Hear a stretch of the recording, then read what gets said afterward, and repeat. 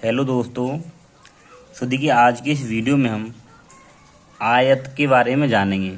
यानी इस वीडियो में हम आयत का क्षेत्रफल निकालना और आयत की परिमाप निकालना यहाँ पे हम सीखेंगे।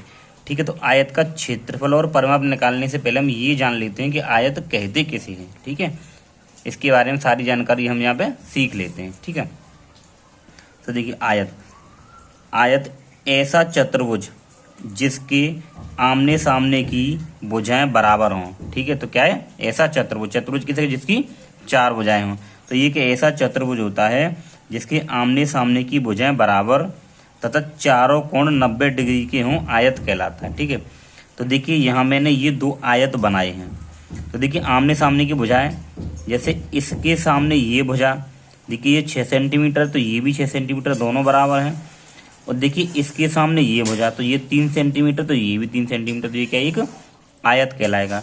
और देखिए चार इसमें कोण होते हैं। देखिए एक ये कोण, एक ये और ये कैसे होते हैं चार कोण 90 डिग्री के ये होते हैं, 90 अंश के ये होते हैं। तो ये क्या कहलाएगा आयत कहलाएगा।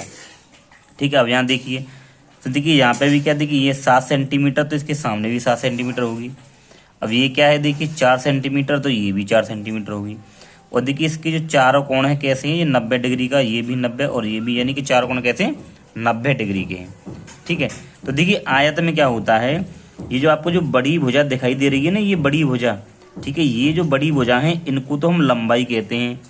ठीक है, और ये छोटी भुजा जो होती है ये क्या कहलाती हैं, चौड़ाई कहलाती हैं।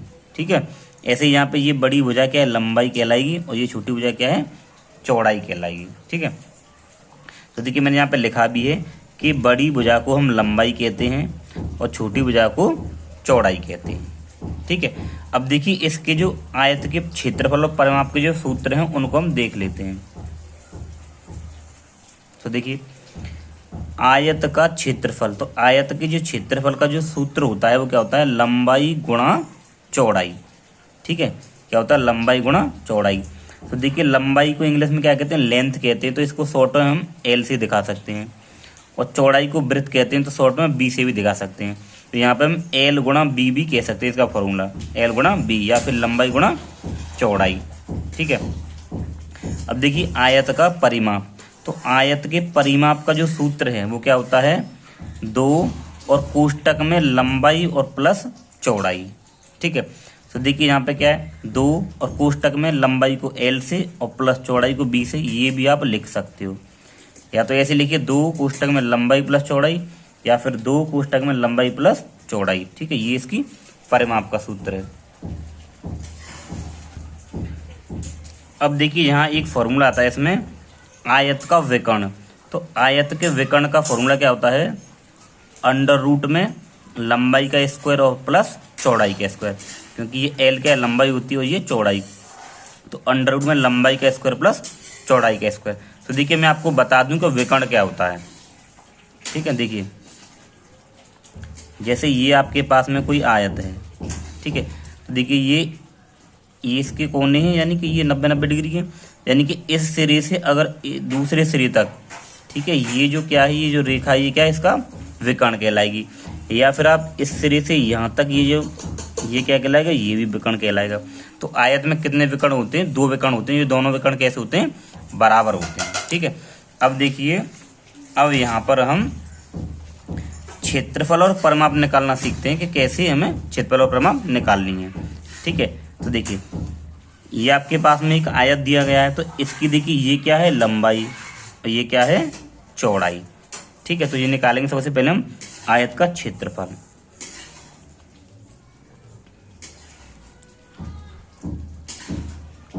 आयत का क्षेत्रफल, तो देखिए अभी मैंने पहले आपको ये इसका फॉर्मूला बता चुका हूँ, क्या होता है कि लंबाई और गुणा चौड़ाई, ये फॉर्मूला होता है इसका आयत का, आयत के क्षेत्रफल का।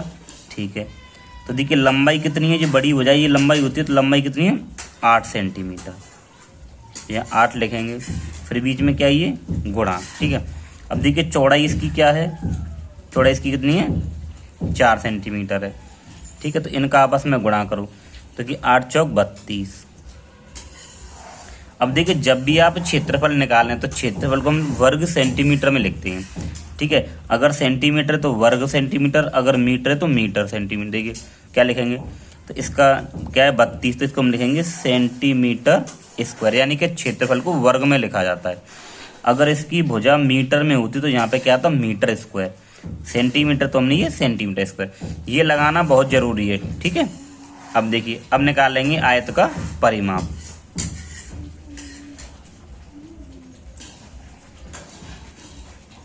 आयत का परिमाप, ठीक है। तो देखिए आयत के परिमाप का सूत्र क्या होता है 2, और यहाँ कोष्ठक में क्या लिखेंगे आप लंबाई और प्लस में ये चौड़ाई, ठीक है। तो देखिए परिमाप क्या होती है, परिमाप मीन्स होता है परि यानी कि चारों ओर की जो माप है यह क्या कहलाएगी, इसकी परिमाप कहलाएगी। या फिर आप इसके चारों तरफ की जो दूरी है ये 8 4 8 4, इन सबको जब जोड़ेंगे तो ये इसका क्या कहलाएगी परिमाप कहलाएगी, ठीक है। अब हम फॉर्मूले कैसे निकालेंगे, देखिए आयत का परिमाप बराबर क्या होता है 2 कोष्ठक में लंबाई प्लस चौड़ाई, तो यहाँ 2 रखेंगे और ये कहते हैं कि लंबाई, तो लंबाई कितनी आपके पास में ये 8 है लंबाई, 8 रखेंगे और प्लस चौड़ाई, तो चौड़ाई कितनी देखिए 4 है, तो यहाँ 4 रख देंगे। अब देखिए 2, अब देखिए ये क्या ब्रैकेट के बाहर कोई नंबर कोई संख्या है और ये ब्रैकेट, तो यहाँ पे क्या गुणा होता है, इनके बीच में क्या होता है गुणा, और 8 और 4 कितना हो जाएगा ये 12 हो जाएगा। देखिए 12 दूनी कितना हो जाएगा ये 24, ठीक है। तो देखिए परिमाप क्या है, एक दूरी है, तो दूरी के लिए क्या देखिए इसकी भुजा सेंटीमीटर में दी गई है तो हम सेंटीमीटर लिखेंगे, क्या लिखेंगे सेंटीमीटर, ठीक है। अगर मीटर होता तो यहाँ पे मीटर लिखते, तो 24 सेंटीमीटर इसका क्या हो गया परिमाप हो गया, ठीक है। सो दोस्तों अगर आपको वीडियो अच्छा लगा तो वीडियो को लाइक करें, और अगर आप चैनल पर नहीं तो सब्सक्राइब जरूर करें। Thank you.